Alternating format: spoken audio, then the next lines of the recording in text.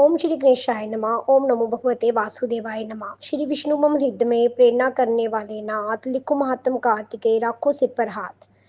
राजा पृथु ने पूछा, ही नारद जी, अब आप ये कहिए कि भगवान विष्णु ने वहां जाकर क्या किया तथा जलंधर की पत्नी का प्रतिव्रत किस प्रकार भ्रष्ट हुआ।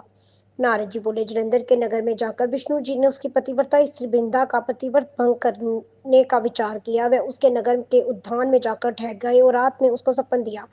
वह भगवान विष्णु की माया और विचित्र कार्यापत्ति थी और उसकी माया द्वारा जब वृंदा ने रात में वह सपन देखा कि उसका पति नग्न होकर सिर पर तेल लगाए महिष पर चढ़ा है, वह काले रंग के फूलों की माला पहने हुए तथा उसके चारों हिंसक जीव है, वह सिर मुड़ाए हुए अंधकार में दक्षिणा दिशा की ओर जा रहा है, उसने नगर को अपने साथ समुद्र में डुबो लिया इत्यादि बहुत से सपन देखे। तत्काल ही वह सपन का विचार करने लगी। इतने में उसने सूर्य देव को उदय होते हुए देखा तो सूर्य में उसे एक शिर दिखाई दिया तथा वह कांतिहीन था।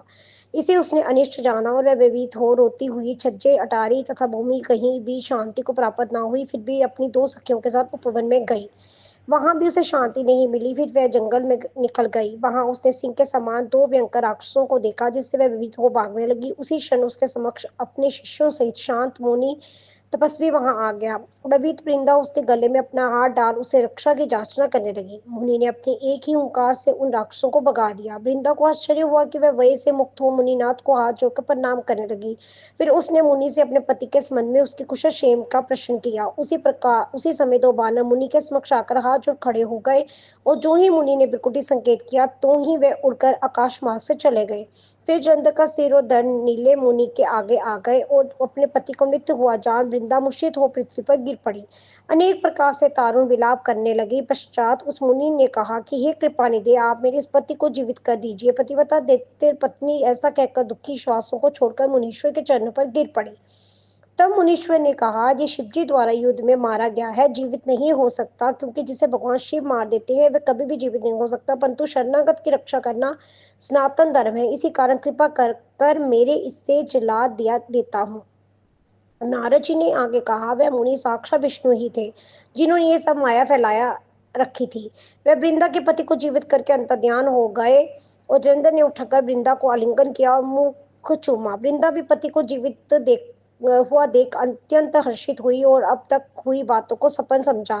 तत्पश्चात वृंदा सकाम हो बहुत दिनों तक अपने पति के साथ विहार करती रही। एक बार सूरत एवं संभोग काल के अंत में उन्हें विष्णु को देखकर उन्हें तड़ित करती हुई बोली, हे प्राय स्त्री से गमन करने वाले विष्णु, तुम्हारे शील को धिक्कार है। मैंने जान लिया है कि माया यज्ञ तपस्वी तुम ही थे।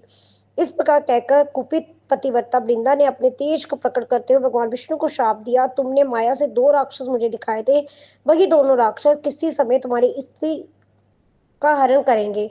सर्वेश्वर जो तुम्हारे शिष्य बना है, ये भी तुम्हारा साथी रहेगा। जब भी तुम अपनी स्त्री के विरह में दुखी होकर विचरोगे, उस समय वानर ही तुम्हारी सहायता करेंगे। ऐसे कहती हुई पतिव्रता वृंदा अग्नि में प्रवेश कर गई और ब्रह्मा आदि देवता आकाश से उसका प्रवेश देखते रहे। वृंदा के शरीर का तेज पार्वती जी के शरीर में चला गया। पतिव्रता के प्रभाव से वृंदा ने मुक्ति प्राप्त की। ओम नमो भगवते वासुदेवाय नमः। अध्याय 19 संपूर्ण हुआ। कार्तिक मास अध्याय 20। माँ शारदा की प्रेरणा स्वयं सहाय कार्तिक महात्म का लिखूं ये 20वां अध्याय। अब राजा पृथु ने पूछा, हे देवर्षि नारद, इसके बाद युद्ध में क्या हुआ तथा वह दैत्य जलंधर किस प्रकार मारा गया, कृपा मुझे वह कथा सुनाइए। नारद जी बोले, ये गिरजा वहां से अदृश्य हो गई, गंधर्वी माया से भी बलहीन हो गई। तब भगवान विश्वध्वज चैतन्य हो गए। उन्होंने लोकिता व्यक्त करते हुए बड़ा क्रोध किया और विस्मितमना जलंधर से युद्ध करने लगे।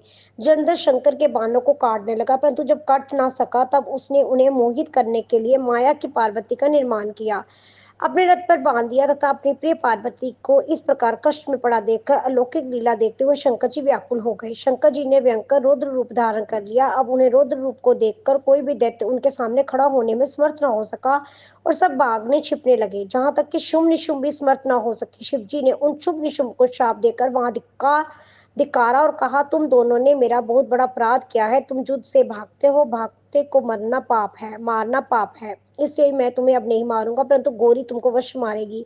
शिवजी के ऐसे कहने पर सागर पुत्र जयेंद्र क्रोध से अग्नि के समान प्रज्वलित हो उठा। उसने शिवजी पर घोर बाण बरसाकर धरती पर अंधकार कर दिया। तब उस दैत्य की ऐसी चेष्टा देखकर शंकर जी भी बड़े क्रोधित हुए तथा उन्होंने अपना चरणागुश से बनाए हुए सुदर्शन चक्र को चलाकर उसका सिर काट दिया। एक प्रचंड शब्द के साथ उसका सिर पृथ्वी पर गिर पड़ा और अजन पर्वत के समान उसके शरीर के दो खंड हो गए।